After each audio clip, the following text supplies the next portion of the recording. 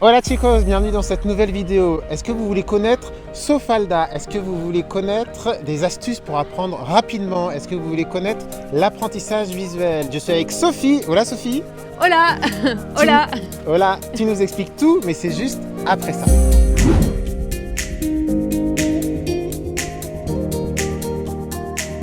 Bienvenue, hoy estamos en Valencia, on est à Valence. Si, Todo bien? todo bien.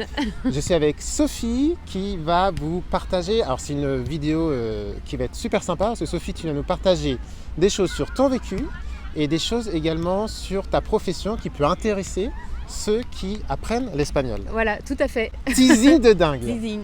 Pour commencer, est-ce que tu peux te présenter? Oui, alors moi je suis Sophie Le Penner, je suis illustratrice, conférencière, spécialiste en pensée visuelle et championne du monde de mind mapping. Perfecto. Le mind mapping, en français, ce sont les... Les cartes mentales. Tout à fait. Voilà. Ceux qui sont sur Espagnol Plazapa connaissent les cartes mentales, on en parle beaucoup et on va en parler avec une championne. Aïe aïe aïe, avec une professionnelle. Et donc aujourd'hui, Sophie, on est à Valence. Oui. Est-ce que tu peux nous expliquer rapidement pourquoi on est à Valence aujourd'hui? Alors, je suis venu pour te rencontrer. Pourquoi est-ce qu'on est ici à Valence? Eh bien, on est ici à Valence parce que j'y suis installée avec ma famille depuis septembre et aussi parce que j'ai créé un personnage qui s'appelle Sofalda, qui raconte ses aventures espagnoles. Parce qu'en fait, je ne sais pas très bien parler espagnol. Quand j'arrive ici à Valence, je ne sais pas vraiment pas parler espagnol. Et ma famille rigole de moi parce qu'eux ont beaucoup plus de compétences dans les langues. Je me dis, bon, alors, qu'est-ce que je fais de tout ça? Eh bien, c'est pas grave, je me lance, je prends des cours, j'apprends. Et puis, je me retrouve dans des situations un peu rigolotes où des fois, je ne comprends pas en fait ce que l'on me dit ou je fais des confusions de mots. Eh bien, je dessine, j'ai l'idée de dessiner en fait mes aventures afin de se décomplexer en fait de l'apprentissage d'une langue et de se dire, bon voilà, si Sofalda y arrive, bon, franchement, pourquoi pas moi? Ouais. Et je t'ai découvert à travers Sofalda. Oui. Et c'est pour ça que je veux faire cette vidéo pour vous qui apprenez l'espagnol, parce qu'on va apprendre beaucoup de choses grâce à Sofalda.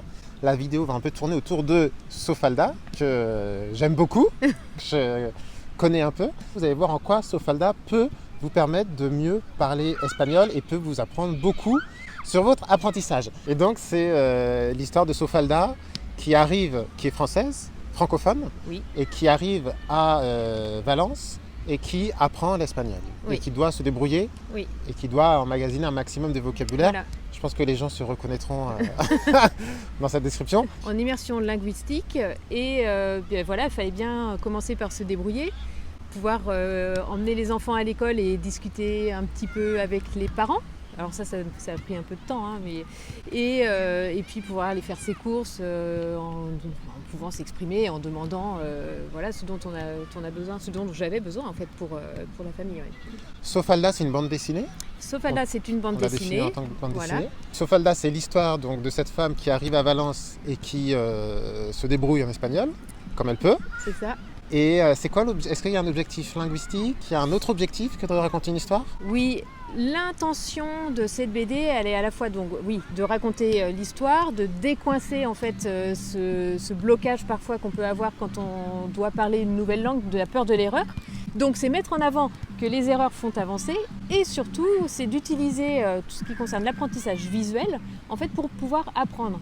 En fait là on est sur le vocabulaire vraiment de quand on arrive et il faut se débrouiller pour aller faire ses courses, pour pouvoir aller au magasin échanger un livre, pour pouvoir aller louer un vélo. Donc c'est plein de petits mots de vocabulaire pour pouvoir se débrouiller et puis si quelqu'un vient vous interroger dans la rue et demande son chemin, pouvoir quand même le renseigner. Sofalda permet de découvrir une histoire en apprenant l'espagnol, Oui. et en revisant ou en apprenant de nouvelles choses.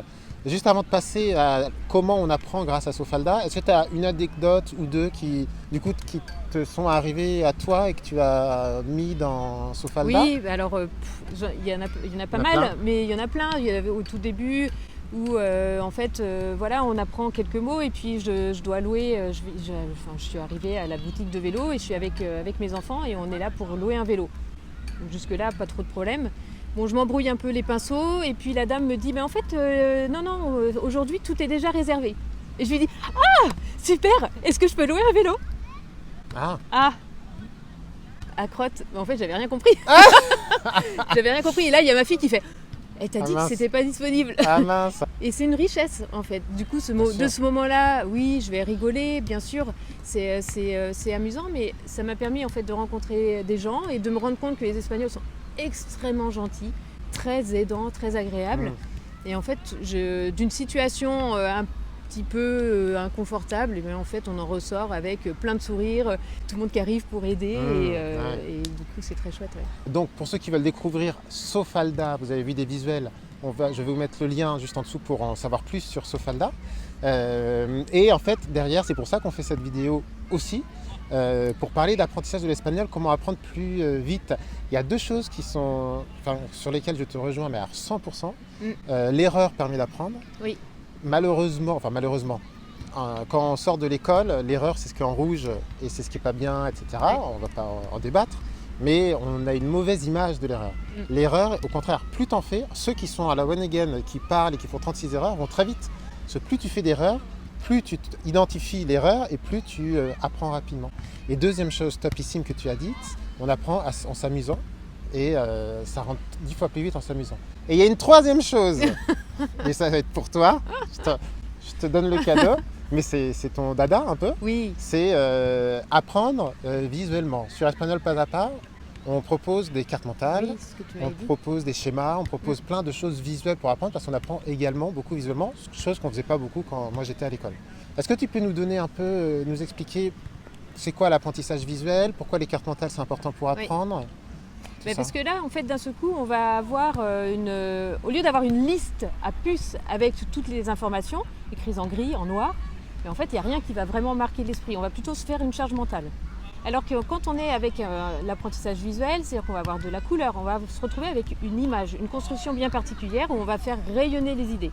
Et de là, on est avec une image. Donc, on allège notre charge mentale. Puisque quand on ferme les yeux, si on veut se rappeler des différentes informations, on va se dire « Ah oui, en haut à droite, en bas à gauche, en vert, en jaune, en bleu ». Et puis, on va créer des encres mentales, c'est-à-dire des encres mémorables. C'est-à-dire que vous allez pouvoir peut-être dessiner un picto ou faire une association d'idées entre ce que vous entendez du mot et de ce que vous pouvez être amené à retenir. En fait, c'est vraiment une photographie. Et ce qui fait que le cerveau va le traiter d'une manière beaucoup plus légère. C'est-à-dire qu'on va avoir juste l'image. On n'est pas avec énormément d'informations écrites. En effet, nous aussi on l'utilise beaucoup. C'est Ted qui s'occupe de ça de chez Espagnol Pas à Pas. Et c'est vraiment partir d'un endroit et se balader sur du papier, comme si on se baladait dans une maison. Et cette promenade visuelle, rencontrer des images, rencontrer des pièces, ça va permettre d'apprendre plus facilement. Oui. Tout à fait. Tout à fait. Donc nous on est fans et je suis avec la championne. Oh my god! Oh my god! Merci beaucoup Sophie. Toute petite question, on est aujourd'hui à Valence. C'est quoi ton endroit coup de cœur à Valence? Pour ceux qui vont venir ou qui connaissent. Il y en a deux.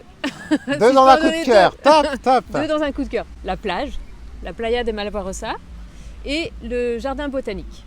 Ok. Oui. Je connais pas le jardin botanique. Donc il faut qu'on y aille. Extrêmement beau, très apaisant. Muchísimas gracias Sophie. Muchísimas gracias. Un grand merci. Karine. On va faire un plongeon et puis C'est ça on enchaîne, on continue. Un grand merci. Si vous voulez connaître Sofalda, on vous met le lien juste en dessous qui renverra vers le site de Sofalda. Il y a également Instagram. C'est ça. C'est ça. Donc n'hésitez pas à découvrir, c'est visuel, n'hésitez pas à aller vous balader dans l'univers de Sofalda. Perso, je suis 100% fan. Et los deberes, je mets toujours des devoirs, je suis pas cool. Toujours los deberes dans les commentaires s'il vous plaît. Dites-nous, est-ce que vous connaissez les cartes mentales? Est-ce que vous utilisez les cartes mentales ou est-ce que vous avez des astuces pour apprendre plus vite visuellement, ou bien si vous avez des choses qui fonctionnent très bien pour vous dans les commentaires, on vous lira ensemble. Oui. Et puis on vous répondra et on sera super content d'échanger avec vous. Muchísimas gracias. Muchísimas gracias, Karim. Que os vaya todo muy bien. Adiós. Ciao.